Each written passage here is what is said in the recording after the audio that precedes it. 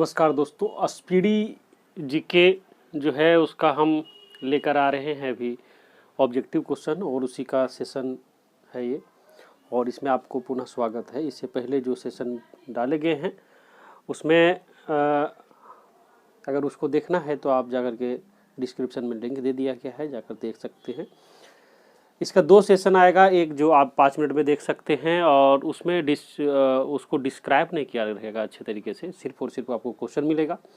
और इस सेशन में आपको मिलेगा क्वेश्चन के साथ उसका पूरा एनालिसिस। तो आइए स्टार्ट करते हैं। ये वीडियो अगर अच्छा लगे तो लाइक करें, सब्सक्राइब करें और ज़्यादा से ज़्यादा शेयर करें। तो आइए स्टार्ट करते हैं। आज का पहला क्वेश्चन है, आधुनिक युग की मीरा के नाम से किसे जाना जाता है? तो दोस्तों इसे जाना जाता है महादेवी वर्मा को। इसे आधुनिक युग की मीरा कहा जाता है। अगर इसका बात कर लें हम लोग तो जो महादेवी वर्मा है इसको आधुनिक युग की मीरा बोला जाता है। अमृता प्रीतम, ये साहित्य अकादमी इसको सबसे पहले मिला था। अगर आपको बोला जाए कि महिला में साहित्य अकादमी सबसे पहले किसको मिला तो अमृता प्रीतम को मिला था। और ये 1955 में, क्या चीज़, 1955 में जो स्टार्ट हुआ था साहित्य अकादमी कब स्टार्ट हुआ? 1955 में। जो फर्स्ट मिला था माखनलाल चतुर्वेदी को। इसको माखनलाल। लेकिन अगर आपको महिला में बोले जाए तो अमृता प्रीतम को मिला था। और जो अमृता प्रीतम को मिला था ये मिला था 1992 में। कब मिला था दोस्तों? 1992 में।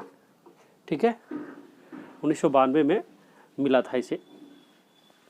अगला चलते हैं। अगला ये इसमें दिया हुआ जो उसी के अनुसार चलते हैं। अमृता प्रीतम, एक अमृता पटेल भी रहता है इसमें।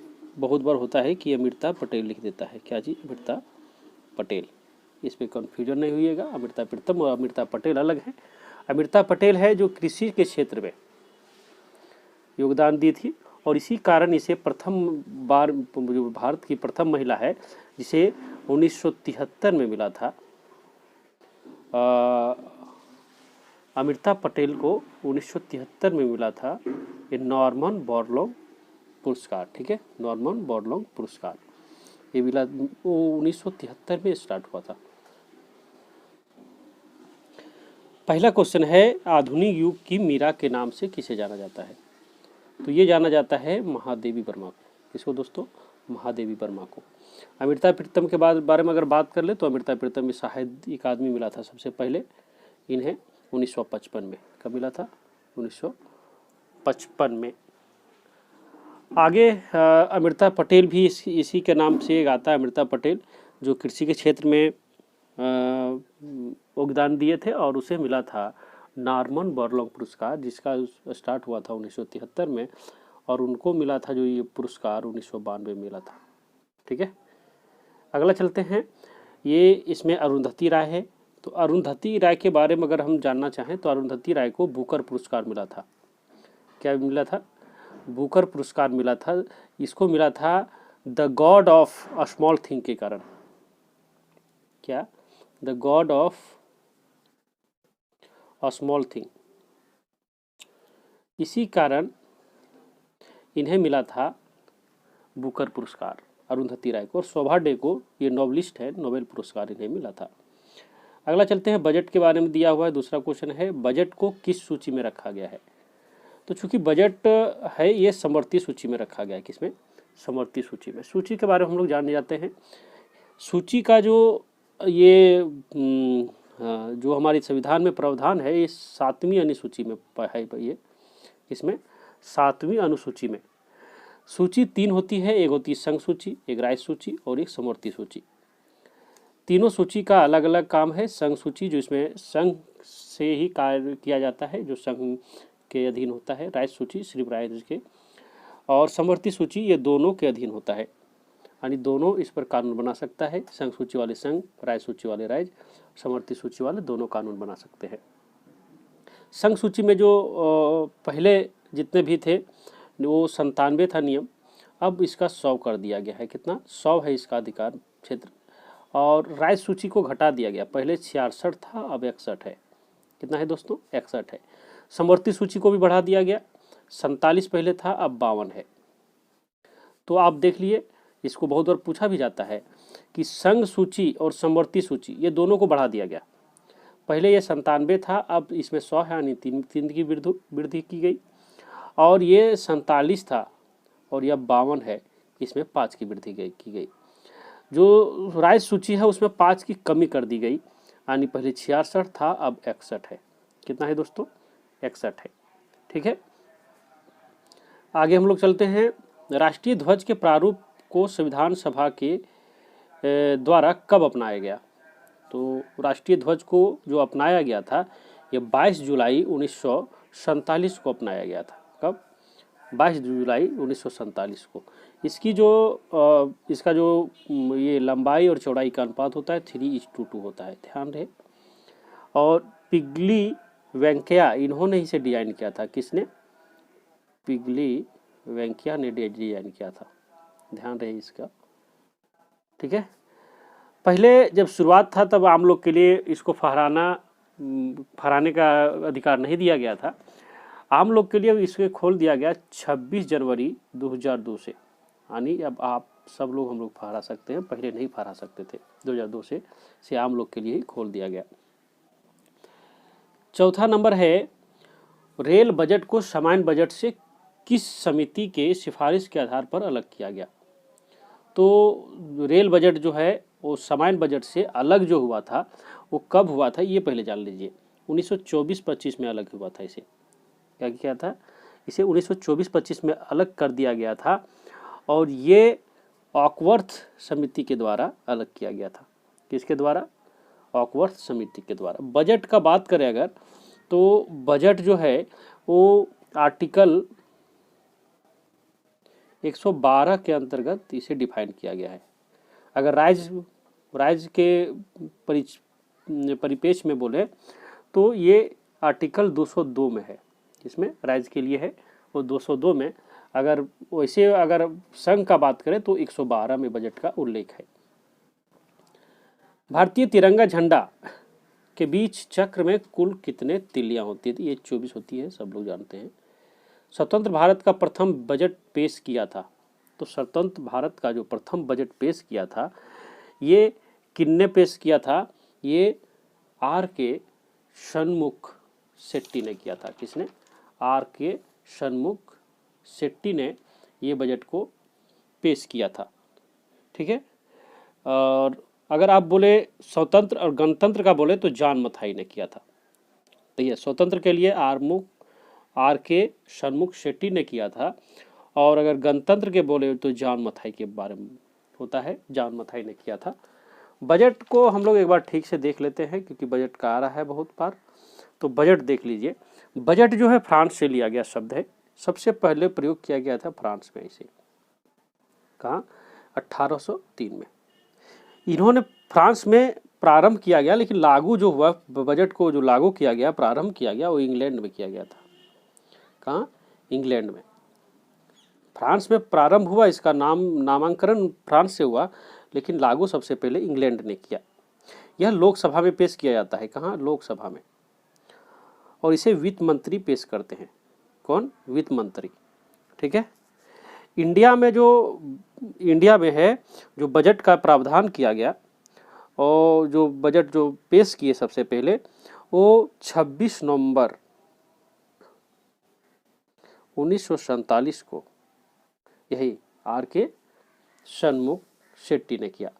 और दूसरा जो बजट जो था, जो गणतंत्र, जब हम लोग का संविधान बन गया उसके बाद जो पहला गणतंत्र जो पेश किया गया वो जॉन मथाई ने किया। किन्हें? जॉन मथाई ने। अगर पूछा जाए कि सबसे अधिक बजट किसने पेश किया तो मोरारजी देसाई। किन्हें?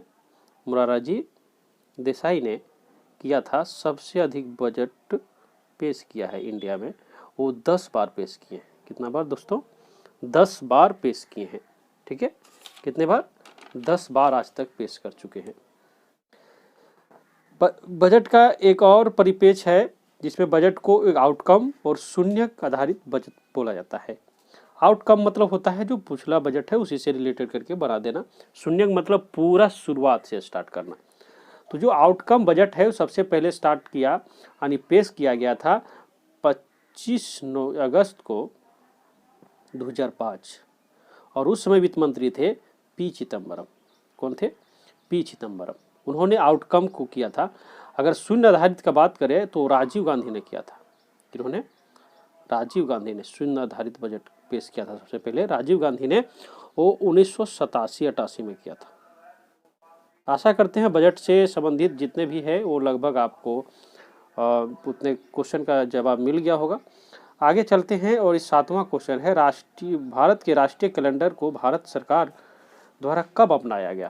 तो दोस्तों जो भारत का जो कैलेंडर है वो शक संवत जो है उसी से लिया गया है। शक संवत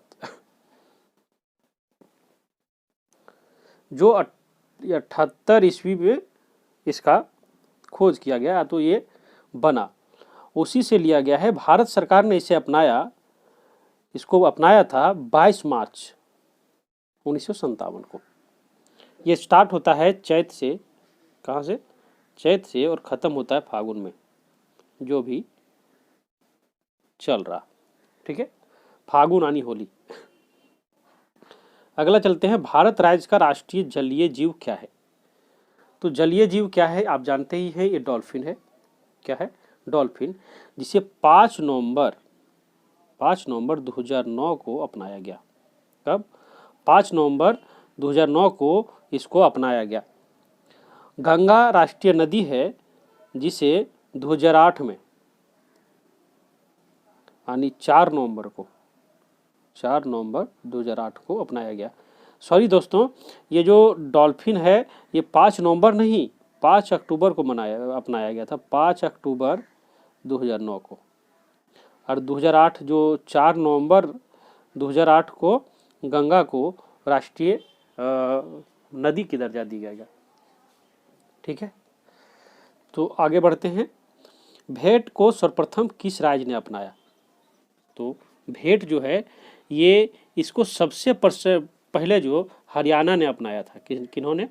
हरियाणा ने। अगर सबसे लास्ट बोले तो उत्तर प्रदेश ने। किसने?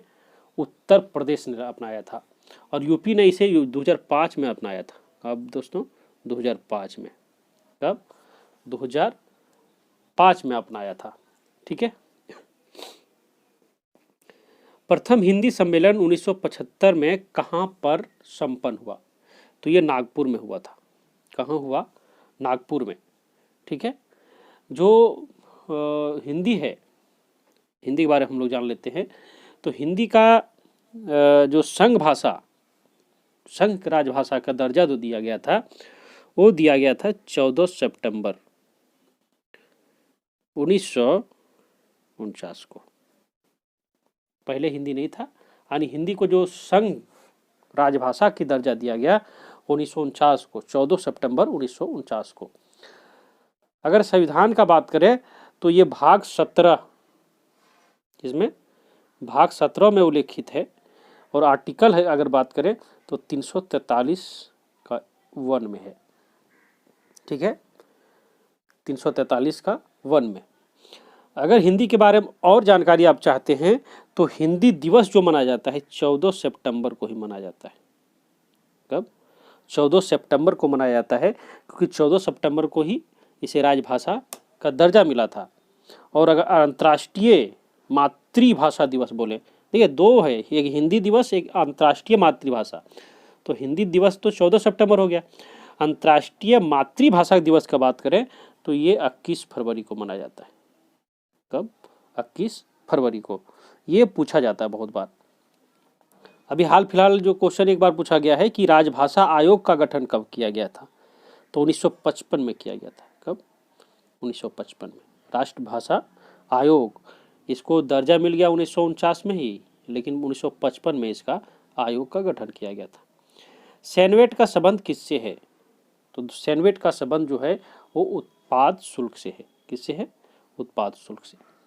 ध्यान रहे, मोड भेंट और सैन भेंट दोनों सेम ही है। पहले इसे मोड भेंट कहा जाता था। क्या कहा जाता था? मोड भेंट। और इसे 2000 ईस्वी में, कब? 2000 ईस्वी में सैन भेंट में बदल दिया गया। सैन भेंट में बदल दिया गया। पहले इसे मोड भेंट कहा जाता था और 2000 ईस्वी में इसे सैन भेंट कहा जाने लगा। विश्व की सबसे प्राचीन लिखित भाषा कौन सी है? तो ये सुमेरियन है। कौन है दोस्तों? सुमेरियन को सबसे प्राचीन लिखित भाषा माना जाता है।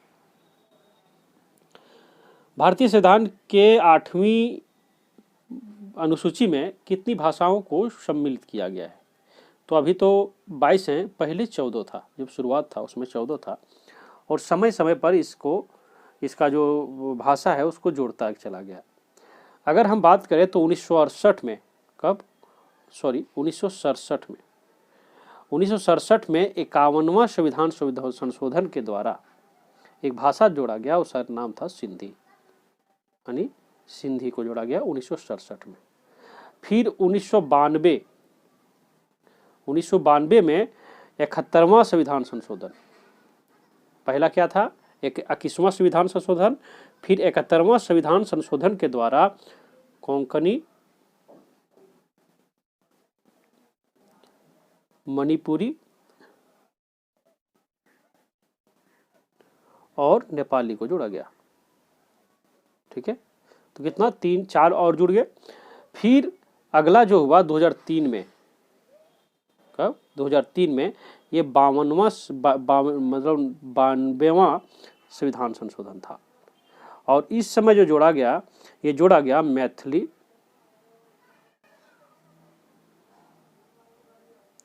संथाली, डोंगरी और एक बोडो को। ठीक है, तो अब ये सब जुड़ने के बाद क्या हुआ? 22 भाषा हो गए। 3 बार संशोधन हुआ, 1967 में, 1992 में और 2003 में। 1967 में 21वां, 1992 में 71वां और 2003 में 92वां संविधान संशोधन हुआ। आशा करते हैं ये अच्छा लग रहा होगा। आगे चलते हैं। सत्यमेव जयते कहाँ से लिया गया है? तो ये मुंडकोपनिषद से लिया गया है, सत्यमेव जयते। भारत में सर्वाधिक बोली जाने वाली भाषा कौन सी है? तो सर्वाधिक अंग्रेजी बोली जाती है, दूसरा में बांग्ला, सर्वाधिक में इंग्लिश और हिंदी, और दूसरा में बांग्ला। आधुनिक युग का तुलसी किसे कहा जाता है? तो आधुनिक युग का तुलसी जो कहा जाता है, मैथिली शरण गुप्त को कहा जाता है। किसको? मैथिली शरण गुप्त को। आधुनिक युग का मीरा अगर बोले तो महादेवी वर्मा, जो हम पहले पढ़ चुके हैं। भारतीय आत्मा अगर बोले तो माखन लाल चतुर्वेदी, माखन लाल चतुर्वेदी, जिसे सबसे पहले साहित्य अकादमी मिला था। कलम का सिपाही या जादूगर प्रेमचंद को बोला जाता है। आगे हम लोग चलते हैं।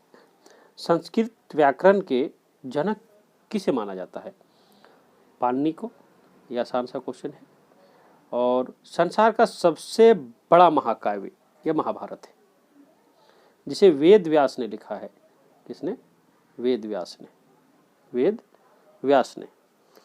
और हिंदी का अगर प्रथम आपको बोल दे कि हिंदी का प्रथम बड़ा महाकाव्य क्या है, तो हिंदी का है पृथ्वी राजरासो। ये हिंदी का सबसे बड़ा काव्य है।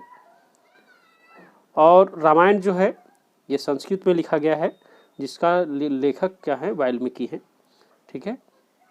कुरान मुस्लिम का धर्म ग्रंथ माना जाता है, बाइबल ईसाई के लिए है। ठीक है। आगे चलते हैं। हिंदी विषय के लिए प्रथम ज्ञानपीठ पुरस्कार किसे प्रदान किया गया?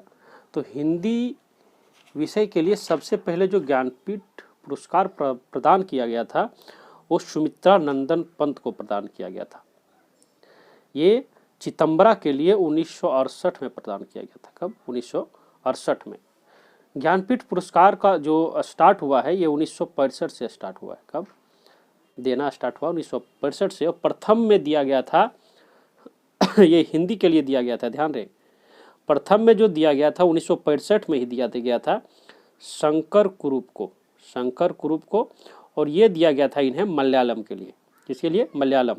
अगर महिला के लिए आपको बोल दे, महिला में सबसे पहले ज्ञानपीठ पुरस्कार किसे मिला, तो ये मिला था आशापूर्णा देवी को।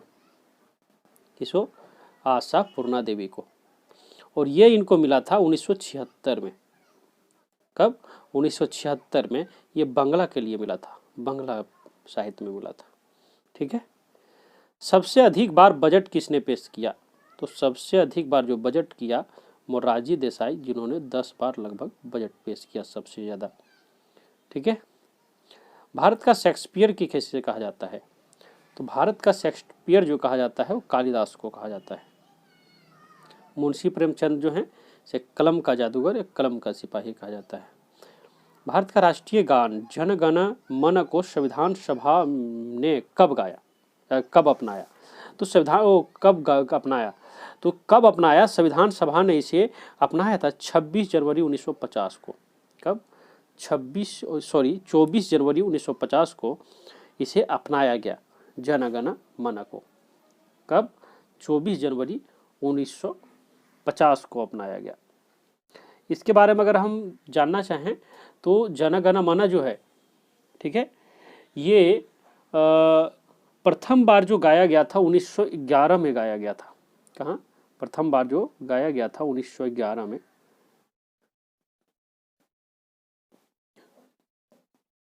कोलकाता के अधिवेशन में गाया गया। उसमें वहां के अध्यक्ष जो थे वो पंडित विश्व नारायण थे। कौन थे? जन गण मन से याद रखिए, नारायण थे उसमें वहाँ के अध्यक्ष। उस जो संविधान सभा था या तो जो सभा चल रही थी उसका अध्यक्ष थे। प्रथम प्रकाशन जो हुआ था, इसका प्रथम प्रकाशन जो हुआ था ये हुआ था रविन्द्रनाथ टैगोर ने करवाया था और 1912 में इसका प्रकाशन हुआ। 1911 में गाया गया, 1912 में प्रकाशन हुआ और ये तत्वबोधिनी पत्रिका में प्रकाशन हुआ था। इसमें तत्वबोधिनी पत्रिका में। पुनः 1919 में इसका इंग्लिश वर्जन आया, यानी इंग्लिश में इसे अनुवाद कर दिया गया मॉर्निंग सॉन्ग ऑफ इंडिया के नाम से। मॉर्निंग सॉन्ग ऑफ इंडिया के नाम से इसे क्या किया गया? अनुवाद कर दिया गया। ये 52 सेकंड में गाया जाता है। कितना में? 52 सेकंड में। ठीक है। राष्ट्रीय गान को गाने में कितना समय लगता है? तो 52 सेकंड लगता है। कितना? 52 सेकंड। राष्ट्रीय गीत को गाने में कितने समय लगते हैं? तो ये 65 सेकंड लगता है। गीत को 65 और अगर गान का बात करें तो 52। ये वंदे मातरम है, जानते ही हैं, वंदे मातरम को ही हम लोग बोलते हैं राष्ट्रीय गीत। इसका प्रकाशन 1892 में हुआ। कब हुआ? 1882 में हुआ। सॉरी, थोड़ा सा मेरा आज पता नहीं क्या हुआ है, हम लिखते कुछ है बोल कुछ रहे। 1882 में इसका प्रकाशन हुआ आनंद मठ में। किसमें? आनंद मठ में। बंकिम चंद्र चटर्जी जिन्होंने इस गीत को लिखा है, उन्होंने 1882 में आनंद मठ में इसका प्रकाशन करवाया और ये जो गाया गया था कांग्रेस के अधिवेशन में, ये 1896 में गाया गया। कोलकाता अधिवेशन में। किसमें? कोलकाता अधिवेशन में 1896 में गाया गया और उस समय वहाँ के जो अध्यक्ष थे ये थे रहीमतुल्ला सयानी। कौन थे दोस्तों? रहीमतुल्ला सयानी। रहीमतुल्ला सयानी। हम सोच रहे हैं कि आपको सब कुछ जानकारी मिल जाए यहीं से। ठीक है। राष्ट्रीय गीत के बारे में अगर बात करें तो राष्ट्रीय गीत का गायक जो थे वो ओंकार नाथ ठाकुर थे और धुन बनाया था जादूनाथ भट्टाचार्य ने। अनुवाद इंग्लिश में अरविंद घोष ने इसे किया और अगर उर्दू में बोले तो आरिफ मोहम्मद खान ने। उर्दू में आरिफ ने किया। किसने? आरिफ ने किया। ठीक है। भारत का राष्ट्रीय पशु कौन है? तो जानते ही हैं, भारत का राष्ट्रीय पशु जो है बाघ। कौन है? बाघ। इसे कहा जाता है पैंथरा टाइग्रिस लिन्नायास। क्या बोला जाता है? पैंथरा टाइग्रिस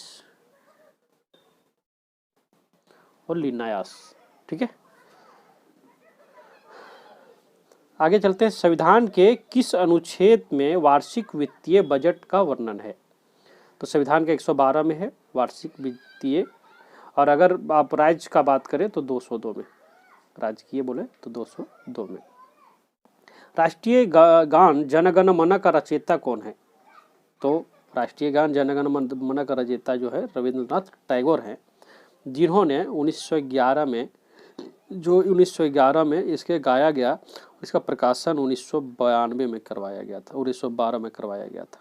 11 में गाया गया, 12 में प्रकाशन करवाया गया। भारत का राष्ट्रीय चिन्ह को भारत सरकार ने कब अपनाया?